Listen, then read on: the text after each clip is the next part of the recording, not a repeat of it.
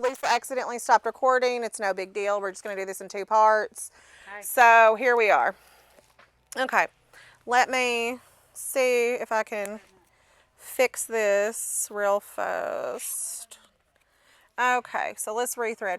Lisa's went to go get me a thread net. If you watched part 1, sorry, we were having some technical difficulties, so we just stopped the video until we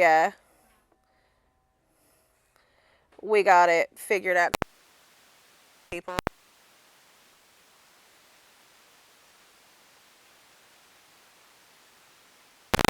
Early's catch on my spool, and that was giving me fits.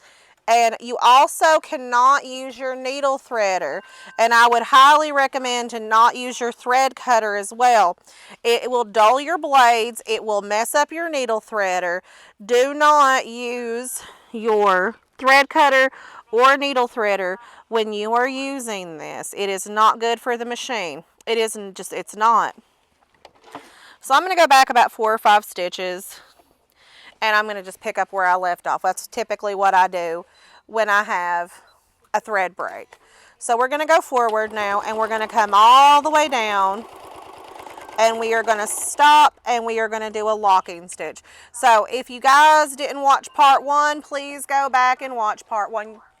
Okay? All right. So just to reiterate this, because we had some technical issues, I'm then going to move down, and you are going to have to roll and reposition your quilt as you move. So I'm going to come down. Lisa's got me a thread net on. We've solved all of our technical problems, so this is going to be a much better example. So Lisa's going to come over here with the camera, and we're going to talk about it. So again, I'm going to just be in that seam. I'm going to put my needle down and my foot down in that seam. I'm going to hit my locking stitch, and I'm going to start it, and it's going to do a 1, 2, 3 locking stitch right there, okay? Just to lock it up. Then I'm going to stitch forward, and I'm going to do my world's best to stay in my seam allowance. Just my world's best to stay in that seam allowance. And we're just going to take our time. Sorry if my arm's in the way. I'm trying.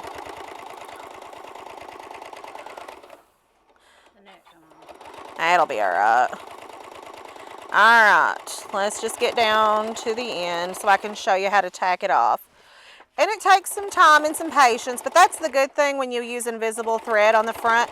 It's a lot more forgiving. I have a love-hate relationship with invisible thread, guys.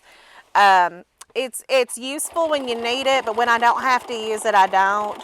So if I was doing this for me, I might actually use the cream thread, but that's neither here nor there. Now that we're at the end where we're going to stop our seam, I'm going to hit my locking button again, and I'm going to either hit my start-stop button, or I'm going to hit my foot pedal, let it do its lock, and then I'm going to cut my threads. And then whenever you have the mono-poly in, be sure that you're pulling it back out. That way it doesn't get too short on you. And if you'll look on the back side, it does a nice, neat little stitch. Now here's one thing people don't like are these little treadles. You're going to have those. You're just going to have to cut it close. That's really, it's unavoidable. Most machines are going to have that tail length trim.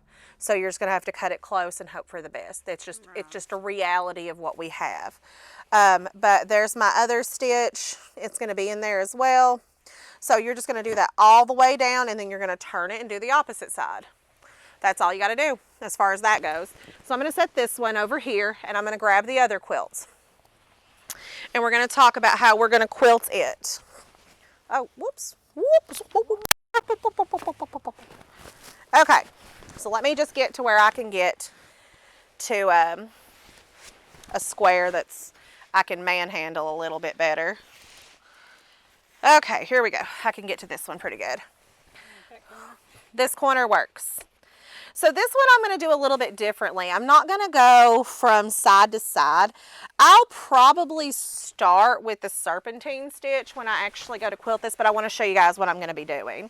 So same as before, we're going to put our foot and needle down right here in this starting seam, right there. I'm going to hit my lock stitch, and I'm going to start to tie my ends off. Perfect. And then I'm going to come forward. And I'm just going to stay straight in that stitch line as best as humanly possible. And don't forget, you can stop sewing at any time to redistribute your weight of your quilt. Please do that for yourself. And it broke. And it broke. Because it knows I'm recording. I promise you guys, I test sewed on this for like 10 minutes straight, and I had not a single, nary a problem. Nary a problem. Lisa, if you need to set the stand down, that's fine. You need to underneath it. Like, not just slide it over because it's already threaded. So bear with me while I rethread this, girlies. And like I said, when you're having issues, you're just going to have to go 3 or 4 stitches back. But it's always going to misbehave whenever Lisa and I decide to do something. It's like, oh, we misbehaving. Yeah, just lift that up. There you go. That's perfect. Okay. Cool. That's perfect. I also went through a very bulky seam. So that's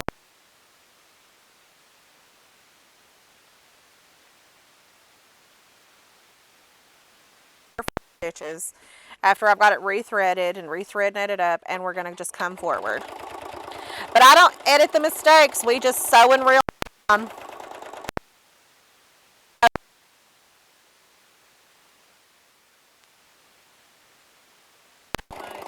Nobody's perfect.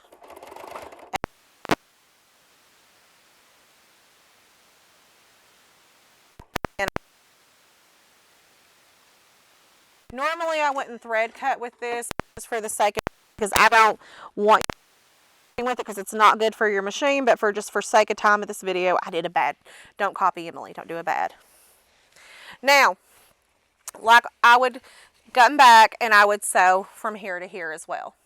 So I just wanted to show you like roughly what I'm doing, but I'm not going to do that for now just for the sake of time.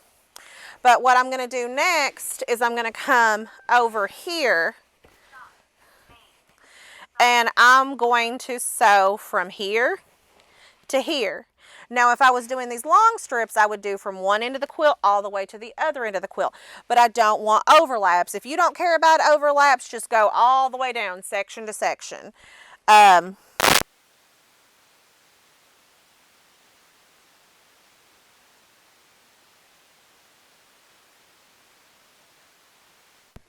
Because it's invisible. Okay, so I'm going to switch back over. Whoops. I'm going to switch over to a serpentine stitch now. Can you see the camera? Can you see the screen okay, Lisa? Okay. So I'm going to switch over to a serpentine stitch, which is just like an S stitch. I like to make it bigger and I like to make it wider. So if you have a 7mm machine, take it up to 7. If you've got a 9mm machine, take it up to 9. And I'm going to take that up to 3.5-ish. And I'm going to, I do too, I love it. And I'm going to do it right in here, in between these seams. So, I'm going to put my foot down, and then I'm going to hit my lock stitch. I'm going to find my foot pedal, and I'm going to hit start. And then after it locks, it's just going to keep going. Oh, I hit that wrong. Okay, keep going. And I'm just going to come all the way down. You have to bear with me as I reposition. I got to get this to where it's going to be where I can work with it. Sorry, Lisa, I didn't mean to knock the camera. A lot of quilts. Oh, here we go. Sorry, girls, I'm just trying to reposition this weight, and that's not always the easiest thing in the world to do.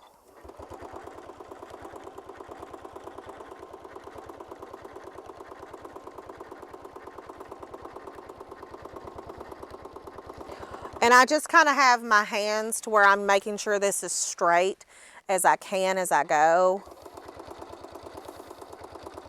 You will find your flow with it.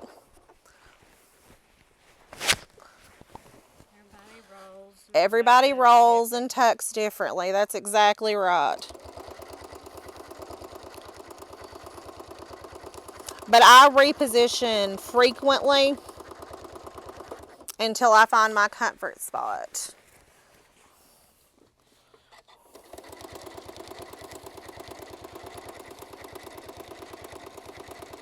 And then when I get to the end, I'm going to hit my locking stitch and I'm going to hit start, and it's going to finish the stitch off and it's going to lock it. And then just for the sake of time, I'm going to cut my threads. And then you're going to have a serpentine stitch through the center, and you'll have a serpentine stitch on the back. So that's how I plan on quilting this. Of course, you can do whatever you like. It makes no difference to us. But we just wanted to give you some ideas. I hope that helps. Lisa and I, let's walk over here real quick to these samples that we've got made. So just to show you guys roughly what all this is going to look like when it's done, we've got some smaller projects we've made here. So with this one, you can see on the back side that we've done a serpentine stitch through it everywhere. We've done monopoly on the top. We've done our purple in the bobbin. With this one, it works pretty darn good. With this one, we have done a straight stitch through everything for it. So you can see, no matter what you decide to do, whether you're using one method or another, or you're doing a combination, either is fine. So I hope that helps you quilt. So again, this video is in 2 parts. If you didn't see part 1 where we had a goof, go back and watch part 1 before you watch this video. Thanks, guys. Bye-bye.